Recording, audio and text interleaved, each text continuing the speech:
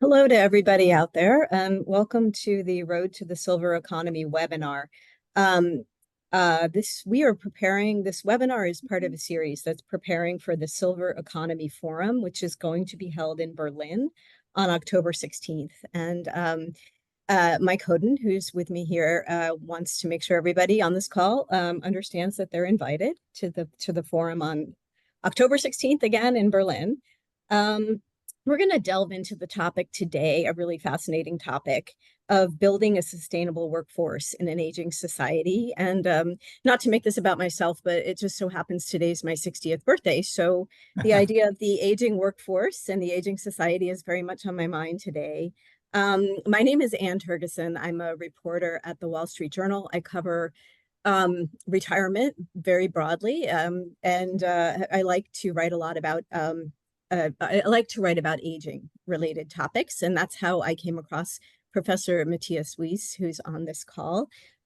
So now that I've introduced myself, I just want to turn it over first to Mike to introduce himself, and then to Matthias. Well, thank you, Anne. It's a pleasure to be here.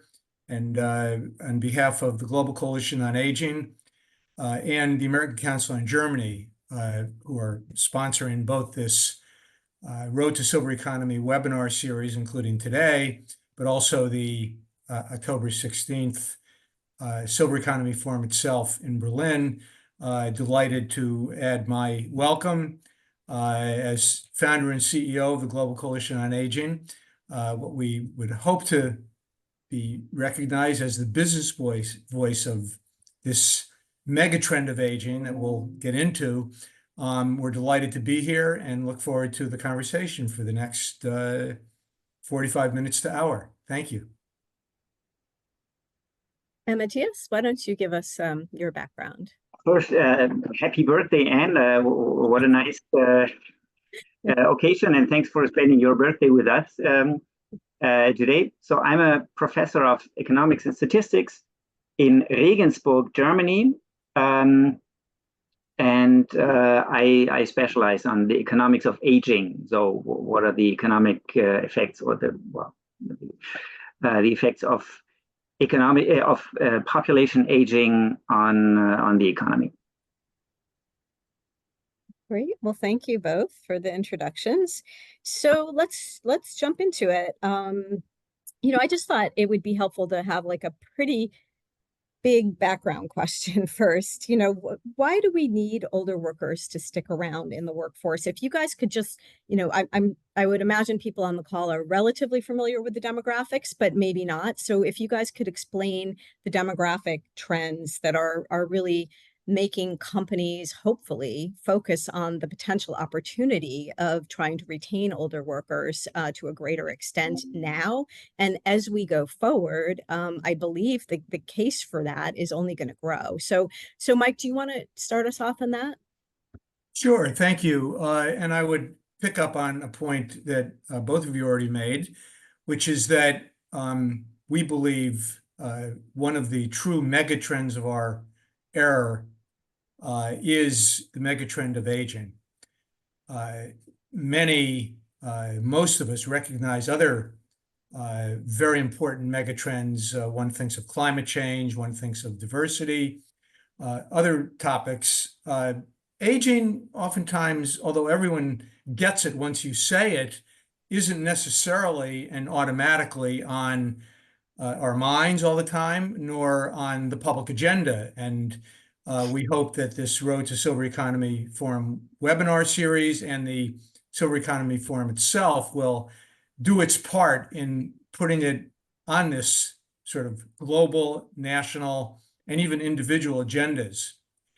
Let me just sort of finish this opening by suggesting that there are two parts to the megatrend of aging, and in an odd way, they're actually not connected as far as we know. One is we're living longer. This is a huge thing about longevity.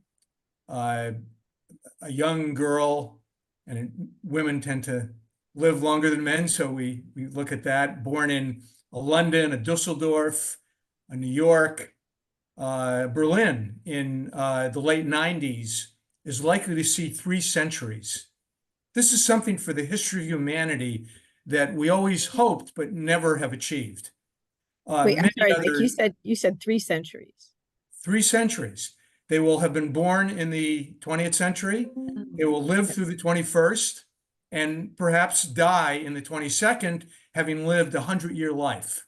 Wow. So yeah, it's quite a new thing, as it were. And with a 100-year life, which is becoming more and more possible and regular, how do we make that healthy, including how do we work differently, which we'll come to.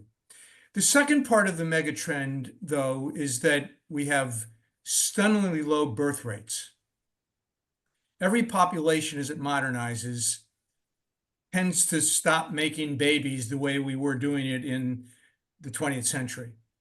And so we're having a literal depopulation dramatically in places like Japan, South Korea, Singapore, but all Germany as well, across European countries.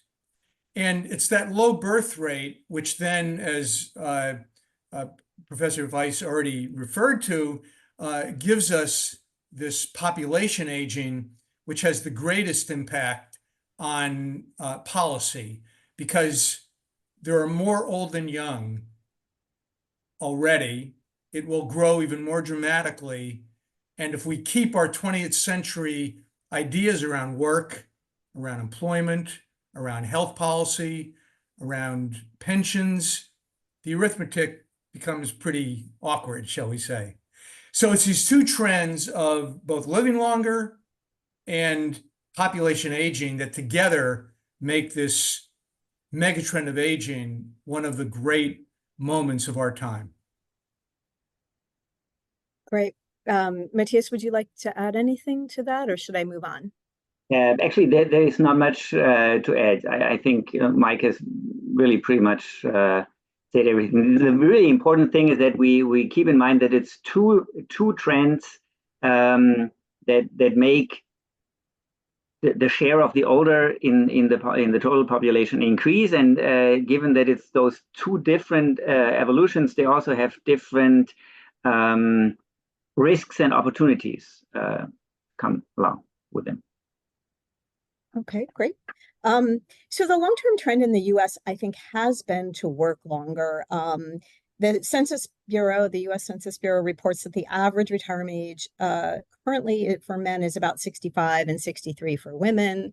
I've seen other ages in survey, but I tend to trust the Census Bureau on that. I'm just curious whether you guys have a sense for, how much longer do economists think that we will want or need people to work, by some kind of date that represents maybe the future, like 2050 or any variation on that question.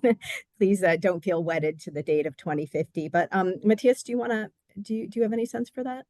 Yes. So it looks fairly similar in Germany. The average retirement age is increasing, and also the statutory retirement age is increasing. But actually, at the moment, the statutory retirement age is at the moment at 66, and it will increase 2 months every year up to 2031, when it will be 67. But it already was at 70 when Otto von Bismarck introduced the Social Security system in Germany in the end of the 19th century. So we at some point we were at 70, and then it went down and down and down as we became richer and richer and could afford it. And now, given the demographic change, we have to increase it again because we cannot afford it anymore. Okay, now to your question. So in Germany, as I said, it will increase further until 67 in 2031, and economists call for, well, first I have to say, given these two evolutions, increasing life expectancy and dropping birth rates, the problem with the dropping birth rates basically comes down to we have many baby boomers that have to be provided for by quite few generation XYZ people. And this problem is elapsing at some point, running off, because the baby boomers are not immortal. At some point, they will be not anymore, not there anymore. And the other evolution, the ever increasing life expectancy, makes it necessary that we also keep increasing our retirement age, because we cannot afford to say work only half of our lifetime.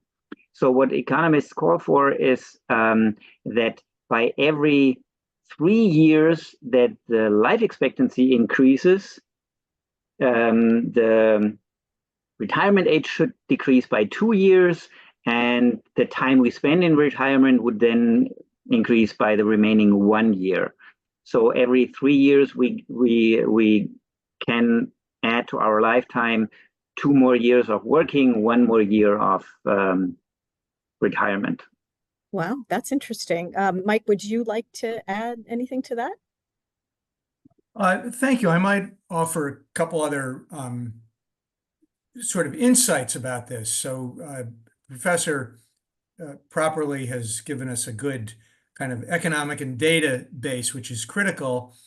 I would suggest that we go back and, as you were suggesting, Professor, challenge the very notion of 65, or any year for that matter.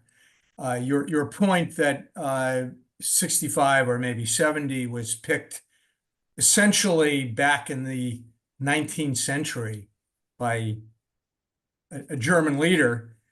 In those days, for the 3 people that lived beyond 65 or 70, his government could afford the benefits they were offering on healthcare or pension. I'm teasing a little when I say 3 people. I don't know how many it actually there were, but it was certainly not a number that we now have today. And even over the course of the 20th century, when one thinks of major programs that have been built from a policy point of view, the national health system in the UK, our Medicare system in the US, they're all based on this idea of 65. And that's old-fashioned. And more importantly, the arithmetic doesn't quite work from the 2 points of view, as you suggested, Professor. One is that with longevity, and for those, one hopes more and more with a healthy or healthier longevity, sitting in retirement for upwards of 30 years or more is not something that was ever really contemplated by society, by government, or by individuals. But secondly, because of the low birth rate, the idea of a working age cohort from, let's say, 20 to 55 or 60, supporting that huge cohort now that will be 60, 65 plus. Also, the arithmetic doesn't quite work. So we believe that the reimagination, the reframing, literally the reinvention of how we think of this culturally, sociologically, is actually even more important than the technical details themselves, which then could follow. So the big question that I have a lot of big questions about this whole trend, but so we need older workers to stick around, right? And I have to say that I feel very lucky. I work in a workplace. It's a very, obviously a very knowledge-based workplace. I'm not doing physical labor. I feel very welcome to stick around, provided I hit the metrics that I need to hit in terms of productivity and other metrics. But so I feel very lucky in that I feel very much as if age is not an issue with my situation. But I guess a question that I have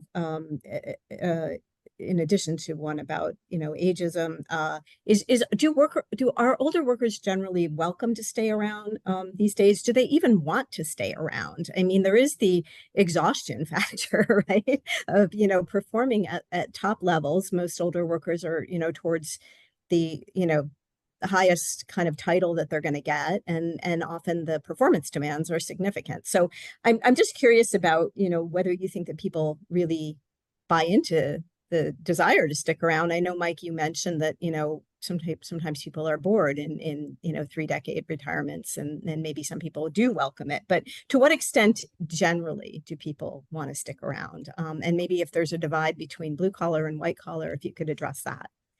Matthias, why don't you start? Yeah, so I guess that in general, many workers would prefer to retire earlier. I mean, if you ask the people, what about retiring at 50 maybe, if you get Social Security, people would say, well, yeah, that sounds nice. So many people work because they need the money, right? And that is true for work in general, and also for how much and until what age do I have to work.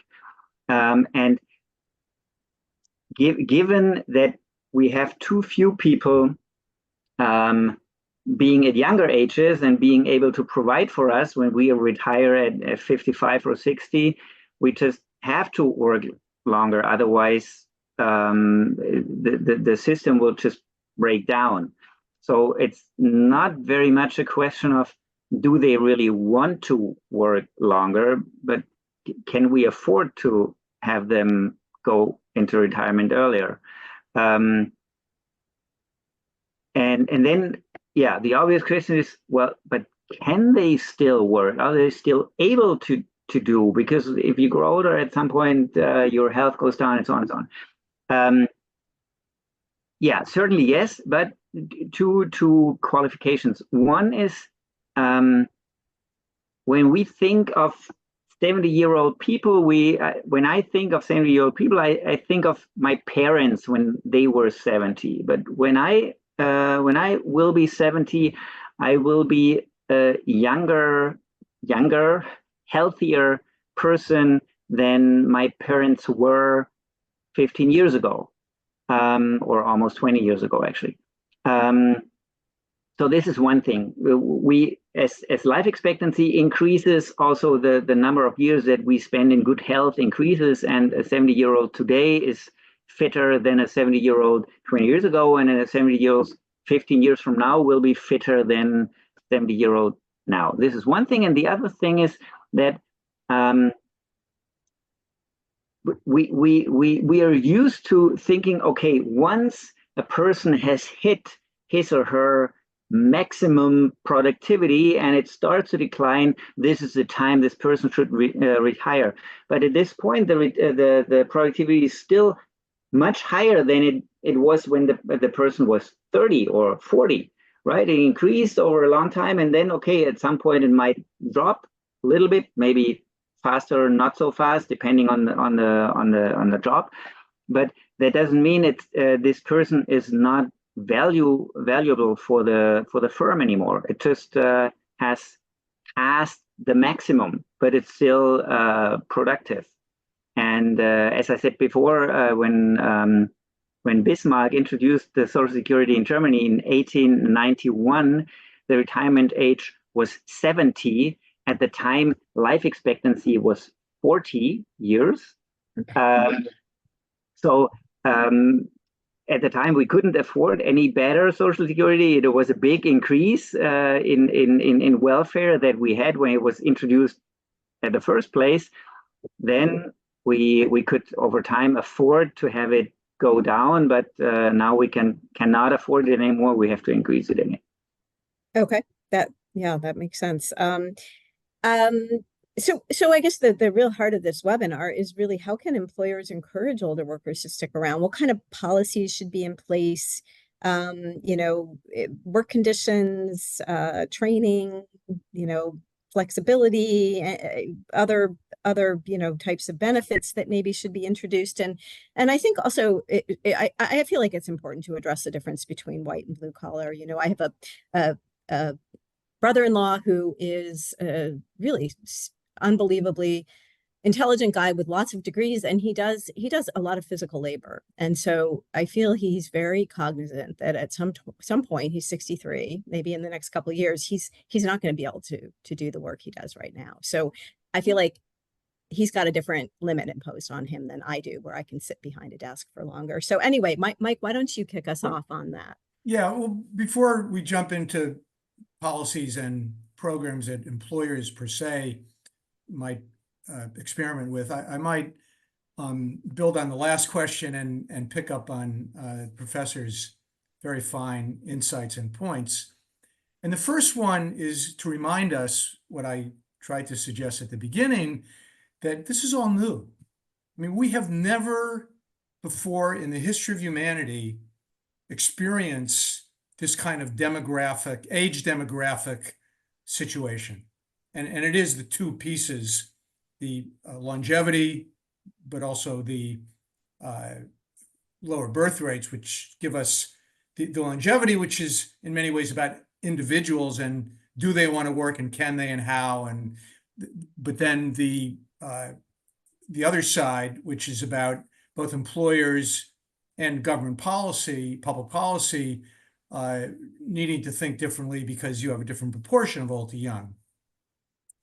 So I think a key point is, A, to understand that this is new, and what we need to do is be very open to experimentation. And some things are going to work and some are not, and some may be dismal failures and others might be very exciting. The second is in that experimentation, I would suggest, and this is both a professional and a personal kind of idea, that we attend to the individual desires and needs. Certainly across OECD countries, might be a little different in Russia or a country like that, but across OECD countries, that we set up our systems, whether they're private through employers or public through public policy systems that we have, where there is that kind of flexibility. I live in New York City. I had an Uber driver the other day. We started talking, and this is his third job since retirement. He told me he was about 72 or something. And he was a textile worker. Yes, there are still a couple textile shops still in New York, I guess. But, so individuals will want something different. Also think of work as not necessarily the 8-hour workday. What is the flexibility around that? Your point, Anne, about quote unquote blue collar versus white collar, even in the more traditional blue collar areas, the applications of technology are making that ability to work not perhaps oftentimes different than the way we traditionally in 1958 or even 1973 might have thought about a quote unquote blue collar worker. Not always, but in many cases. Professor, you probably know better than we do, but we understand the story of some older workers that got together in the Bavarian BMW plant a number of years ago, who said, we want to keep working, but in order to do so, Mr. Employer, would you please change the way the flooring is to make it a little bit easier to stand? Because maybe a 67-year-old is a little different than a 28-year-old. Maybe have us work 3 or 4 hour shifts, not 7 or 8 hour shifts, et cetera, et cetera. So I think the idea of experimentation, of different kind of models, of individual flexibility and opportunity will be paramount to this next phase of how we work through this reimagination that we were in for the first time in the history of humanity.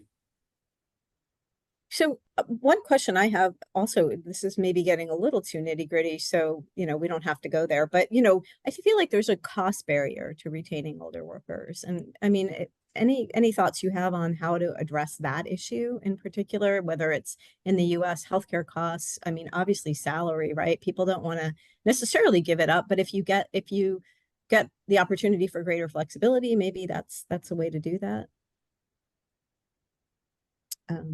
Matthias, do you want to take that, or either one of you?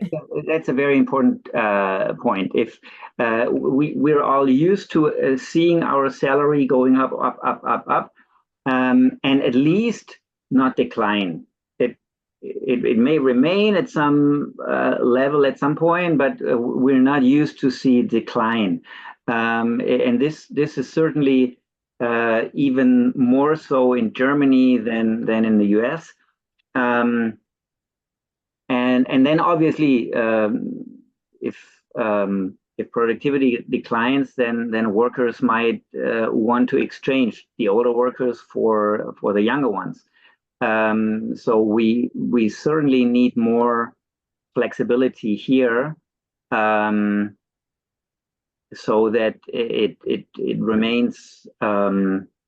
It pays off for employers to still employ and keep older workers employed. In Germany, in most cases they just cannot be fired. So the employer who knows that can just make sure that the employee gets a little less salary when younger, and then I can still afford to have him or her when older. So here we would not have the problem that they get just hired, but the employers obviously have to make sure that this overall over the working life pays off. Yeah, Okay. I would. Go ahead. Sorry. No, go ahead. I mean, this is a very important strand of inquiry, and I would suggest that Professor and many of your colleagues, there is a lot of very interesting analysis and work being done in this area, but probably we need to do a lot more research and understanding of where the data is, what the economic analysis might be. But in doing so, also, again, as I've been suggesting all along, to think differently about this. So the metrics of how we define contribution to work might be different from a 28-year-old versus a 73-year-old. And again, that BMW plant example is interesting. The law at least suggests that while having let's say a 67-year-old worker on the assembly line with 28-year-olds or 32-year-olds, if there's a problem on that assembly line, if there's a 67-year-old worker who's seen that problem 122 times in his or her life, they're going to correct that and save, and the productivity issues are going to be huge, as opposed to a 28-year-old who might be seeing it for the first time, and it might mean that you have to shut down the plant for 2 days. I mean, I'm making up numbers, but that's the idea, which I think you get. And so how do we build those kind of different metrics into the analysis? The other point is employers should be thinking more about the flexibility of the individual who, as you've already suggested, might be very open and willing to say, for a different kind of working time during each week, maybe my salary will not continue to go up. Maybe it will even go down. Maybe I want different kind of benefits, elder caregiving benefits for my parents or my spouse. That maybe when I was 28 or 32, I had childcare, and now today I want elder care benefits. We were just at a conference with Bank of America, and one of the points of interest for benefits was around travel. How can employers look at that? But the other point I might make, which comes up when you talk about this topic and talk about old versus young, is one that we actually hear less of than we did even 5 or 7 or 10 years ago. But it's the lump of labor idea that if you employ a 67-year-old that takes a job from a 25-year-old, I'm making up numbers again, but that's the idea. And probably one of the most important set of work in this area has been done by one of your German intellectual colleagues, Axel Borch-Suppen, who is at Max Planck think tank. He'll be with us actually at Silver Economy Forum on October 16th. And he's done some of the best work that essentially says no to this idea of lump of labor. Now, everyone knows there may be a particular job where a 65-year-old still working might mean a 28-year-old might not get it. But in the general proposition on the economics of workforce, and certainly on regional and national bases, that lump of labor is a myth. And so we need to get through that kind of ageism thinking in order to go to the next phase. So I'm actually getting a lot of questions from the audience, you know, I think a couple of them get at this question of how do we change the perceptions or the mindsets of employers, you know, who kind of are programmed to select for younger, cheaper workers, who they view as more malleable. So, you know, that's one question. Whose job is it to change people's mindset that older people should be, you know, able to continue working longer, that this is an opportunity and not a problem? So, you know, and I myself had the same question is, you know, how can employers encourage a change in mindset? And do we have to actually start with changing employers' mindsets? Mike, do you want to take that? Well, okay, I'll jump in. So the way we've thought about this is that market opportunity will, and we believe should, ultimately define how an employer behaves. And therefore, a first step for any employer is perhaps not so much as an employer, but from a business point of view, what is the true opportunity of their marketplace for this older demographic market?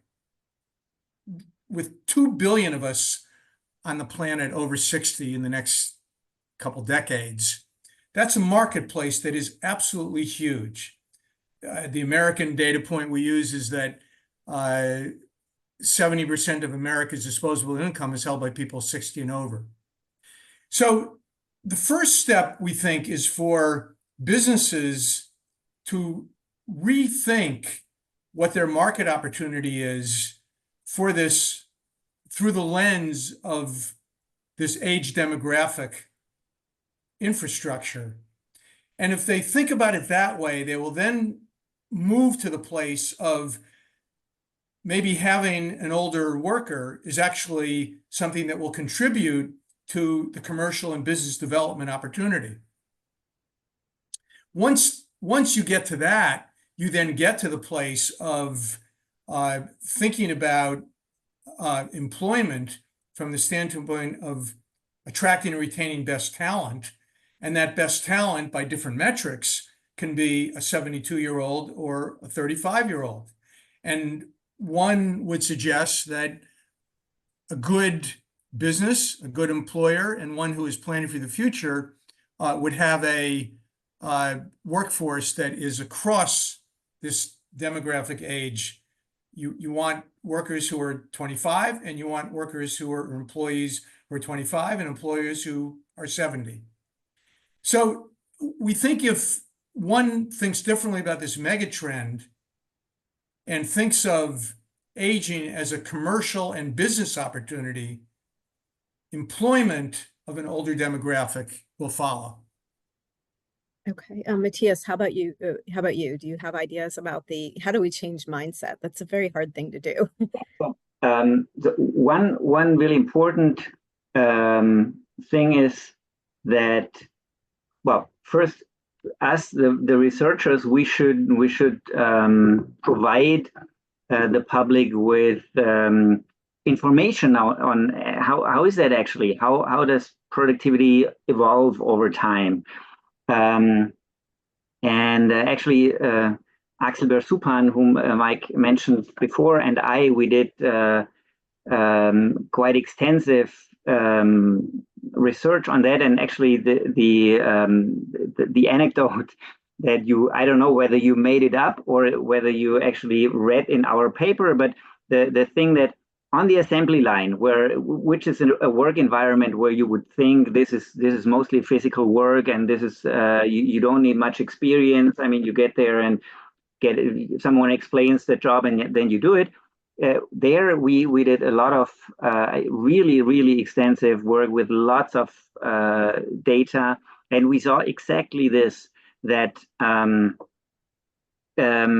the older workers and the younger workers, they differ in what sort of mistakes they make. And the older workers, and on average, it levels out, right? The younger ones, they make fewer mistakes, but they make the more severe mistakes, where the older ones make more mistakes, but they make the less severe mistakes, because they just know when something goes wrong, they know what to focus on, how to prioritize. This is an important thing that we really, while this car moves on the assembly line and we have, and the other one is already coming, should we really try to fix this mistake, or should we concentrate on the next car? They know when to do what, because these situations happen quite rarely, and you need a lot of experience to have seen enough of those situations to actually know what to do. But basically what we see is productivity does not decline with age, even in this environment, up to the age of, 60 at least. We had data up to 65, but so few people in the age between 60 and 65 that we could not measure it precisely enough. So we cannot say anything about beyond 60, but this research was done already some 15 years ago. So I guess people by now, the 65-year-olds by now are as fit and healthy as 60-year-olds by then. And we did a very similar study in an insurance company, huge insurance company. And we found pretty much the same. We thought, okay, this is work which is physically not demanding at all, and we thought, well, you might need more experience to do such a job in the office, typing in new contracts or dealing with damages and so on. But we found pretty much the same, that productivity is basically flat over age. So this is something that we have to spread the message, if you like. And the other thing that really employers and employees at the same in the same amount have to learn, that if people have to work up to 65 now, this is not worse than people having to work up to 60 15 years ago, because we get healthier, we live longer, and we spend more time in good health. So the increase in retirement age, in statutory retirement age that we have in Germany, 2 months per year, basically matches the increase in life expectancy, and also in healthy life expectancy. So that's a tough thing, right? Healthy life expectancy, and you see a huge amount of variation, right? Certainly within the U.S. population, different demographic groups have different, and I, maybe this is a bit of a sideline, but it is, I guess the bigger question is how do you encourage people to adopt healthier habits? And is there a role that employers should be playing in that? Because if they, if we need a healthier, longer working workforce, obviously we need people to be in good shape for that. Yeah, and firstly, the research and the papers you refer to, Professor, please send those and we'll put them in the notes on this webinar, but even more importantly, or as importantly, we'll make them available at Silver Economy Forum itself. And you and I spoke before that you're going to now, hopefully you'll be able to join us on the 16th so we can have further discussions, and also with Dr. Supan and others. I would go back to the basic, really tough question that you posed, Anne, which is, how do we change our thinking about this, and how do we change our attitudes, which is always difficult. Perhaps, as many may know, we are now in the middle of the UN Decade of Healthy Aging. And there are 4 areas of focus that both the UN Decade and the WHO, the World Health Organization, which is kind of the lead UN agency, identified in the decade's work. And the one, and what many have suggested is the most important, is combating ageism, which is a cultural artifact of our 20th century. And, addressing this across society, and many of us who are older are ageist, as it were. We are treating ourselves in a way of, well, it's time for me to retire. It's time for me to do something else, which, if you want to, fine. But again, it doesn't have to be black or white. So the culture of ageism is very pervasive across global society.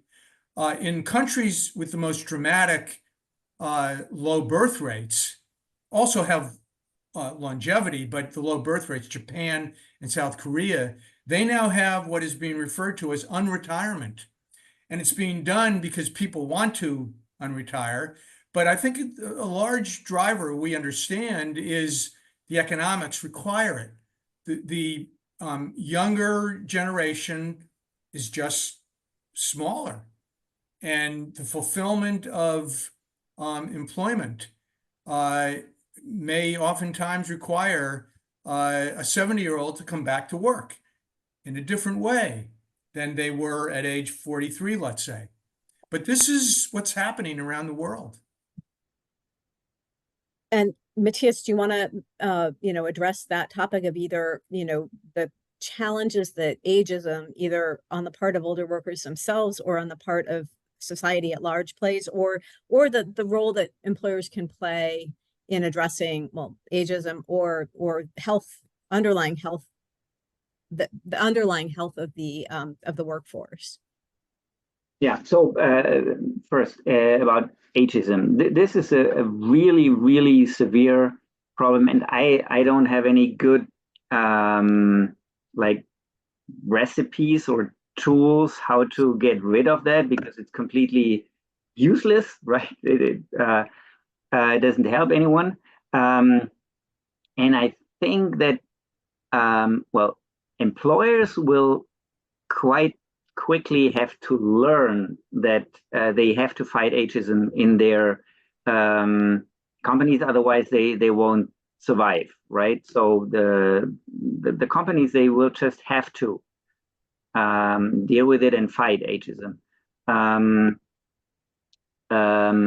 But as Mike mentioned, we also act ageist against ourselves sometimes. So it's really, really deep in our heads, and we have to get this out. But I don't have a good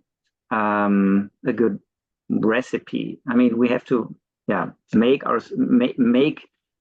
or remind ourselves over and over again that actually, if I try to remember how was that when my parents were at my age, I realized, okay, no, they were actually older than I am now. But we have to remind ourselves that over and over. Yeah, it's tough. Well, go ahead. Well, I was just going to say, and a critical point is a distinction between age and poor health. Mm-hmm. or deteriorating health. We have a little bit of an example today in our political system. And many, even unwittingly, conflate the two. And age often is a risk factor, or not often, it is a risk factor for deteriorating health, but the two are different points. And one can keep working in many different ways and jobs and positions as one ages, and even as one ages with poor health, depending on what the job is. So getting that distinction is really critical. But Anne, you also asked a moment ago, what can employers do? And there are many that, so during sort of toward the end of COVID, or at least what we thought was one of the end of the phases of COVID, we did a study, and it developed that employees were asking their employers to play a much, much larger role in health than had been the case until then. And that does overlap, although it's not perfectly consistent with points about an employer being more receptive to an older employee. And I've already alluded to some of them, that elder caregiving benefits for one's spouse or one's parents. Could be for a 42-year-old whose parents or grandparents need care. And so elder caregiving benefits, which is happening more and more, we see certainly in many US-based companies, but in some other, particularly in the UK and other places. Spending time on, let's call it prevention. So the employer being involved in either providing literacy around and or actual tools for early detection and diagnosis of cardiovascular disease, diabetes, even Alzheimer's or dementia, which we have more and more capability around. Adult immunization is a very big point in the context of the challenges around communicable diseases, have now become much more recognized in the post-COVID era, but we have flu and RSV and other areas, pneumococcal pneumonia, of areas where the adult vaccine can prevent the development of that communicable disease. And it's in the employer's interest, as well as good for society. And to your point, Professor, also levels the idea about combating ageism. So there are a number of tools that one can use. So I'm getting a number of really good questions from the audience, and just wanted to go to a couple of them kind of fit within the umbrella of what can government do, what can policy do to help encourage people to stick around. One person points out that it's very expensive to insure in the US. Health insurance for older workers is very expensive. It encourages older companies to get rid of older workers. That's one area people are asking about. Another area, what is the optimal immigration policy to counteract the loss of working age population? I don't know if immigration policy or AI could even help, but Matthias, do you have any thoughts about public policy in general, or those two specific areas? Yeah. So one thing that public policy should definitely do is reform the social security system such that the financial incentives are correct. That if I retire early, I have to pay for it, not the public or the taxpayer. And if I retire late, I benefit from it. So that people just for financial reasons decide to work longer. So this is one thing. The technical term is that the Social Security system has to be actuarially fair, so that you don't affect the financing of the system when you retire earlier or you retire later. So you just have to have the burden yourself if you retire early. This is one thing. Then about the health insurance, I have to admit I don't know the American system. In Germany, there would not be a problem because the health insurance is paid by, well, actually it is paid half by the employer and half by the employee, but it doesn't depend on age. So there's, if you like, there's a redistribution well, any health insurance is a redistribution from the healthy to the sick. Obviously, that's the insurance, but this insurance includes that the rate you pay does not depend on your health and it does not depend on your age. It basically depends on your income, and that's it. So for the US, I would not have a good solution other than the government should make sure that it's not expensive for the employers to keep older workers. Right. I've heard people in the US talk about ideas like, Medicare becoming the primary payer for people 65 plus, no matter whether they're working or not. I don't know how feasible that is, but, kind of trying to get at that same idea, because it does cost a lot more for older workers. Well, no, not necessarily to get the insurance, but I think it costs employers who self-insure. Mike, maybe Well, no, without getting, I mean, it's a whole topic by itself. I guess the one point I would suggest was already alluded to, namely, whether it's a public or private insurer, and whether it's in the US or Germany or around Europe, Japan, spending more on prevention, spending differently, spending more on prevention is going to be an investment that will benefit the employer, will benefit the insurance company or the public insurance system, Medicare in our case, let's say in the US case, will also be a support for economic growth. And the other piece is spending on supporting investment in innovation is not to be seen as a cost, but as an investment, exactly what I suggested. We have to continue to have innovations. I mean, you look at, again, areas like adult vaccines or cancer, the needs in the Alzheimer's and dementia space, cardiovascular health.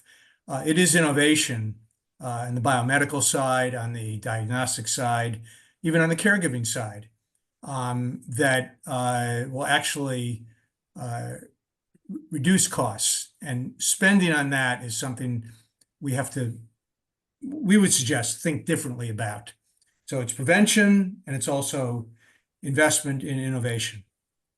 So I have a great question here, and it's a big question. It might be a good one for us to end on.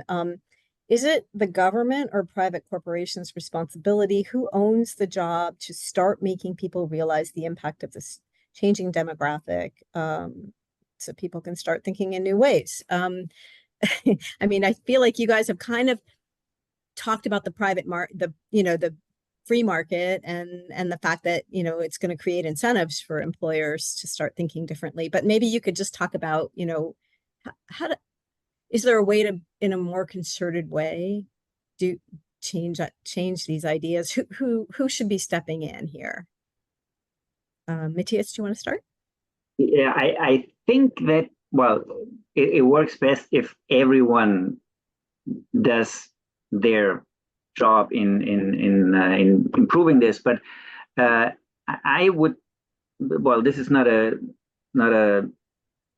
scientific answer. This is just my personal view. I think that it's the government's job to provide the information and also to provide the system that that makes sure that within a market economy, and this is what we have, things work out the way we want them to work out, i.e. to have the workers have incentives to work longer, to have employers have incentives to keep those employed, and also to to provide the information so that the change in the mindsets happens. But in addition, obviously, the firms can do a lot. If the managers have understood the problem, they can do a lot to improve. Mike has mentioned things that that firm can do to keep their workers willing and able to work. For example, well, we have studied these. One car manufacturer and a large insurance company. And the car manufacturer, they are very aware of those health problems because they many of them do physical work, and they really, and the most prominent problem is the back, the spine. And they really encourage their workers to do prevention, to do gymnastics, whatever sort of exercises to keep their back strong. And the insurance company, they don't, but they basically have the same problem, because if you sit on your computer all day long, this is as bad for your back as if you work physically. And those companies who actually do a lot in this respect, they do better. So interesting. I have a back problem too, and I found exercise to be super helpful. So it's nice that employers are pointing that out. Mike, do you want to address that issue? Who owns this problem? Who should take the lead? Yeah, I mean, it's a great way to conclude our hour here, and thank you both. It's really been enjoyable, and I've learned a lot over the last hour. I think the simple answer is what Matthias, you said, which is this is a classic need for a really robust public-private partnership. I mean, there's a lot of talk about public-private partnerships, and this is an area where it has real application. And again, I'll allude to what I said earlier. We are in the middle of a decade of healthy aging. The UN, it's a UN decade. It's being implemented principally by the WHO, but every UN agency has a responsibility to appoint a person that sort of leads the aging idea in their agency. We've worked. Global Coalition on Aging has worked with the International Telecommunications Union through their WSIS, the World Symposium and Information Society. They have a Healthy Aging Prize, which has done a lot. So, the public-private partnership is going to be critical on this, both at the level of changing the thinking and culture of ageism, but also to help find the best policies that a Japan or a Germany or a US, or a UK are putting in place. Saudi Arabia is doing a huge amount of work in this space. I think we're going to find some innovation there that is going to be very, very exciting. And then find ways to communicate that so others can benefit from it. And in that mix, employers starting to look at this as one of the mega trends that they could both increase their bottom line, but also have a very robust value around an employee population that will make it through the 21st century, which is thinking very differently about quote unquote retirement. Very interesting, fascinating topic. So many aspects of this are absolutely very, just really fascinating. And it was really great to talk to you both today. I just want to remind everybody about the Silver Economy Forum in Berlin, October 16th. And just want to thank you both for a very interesting conversation. If either of you want to add anything, please go ahead, but I think we've got to wrap it up. Thank you. Great. Thank you.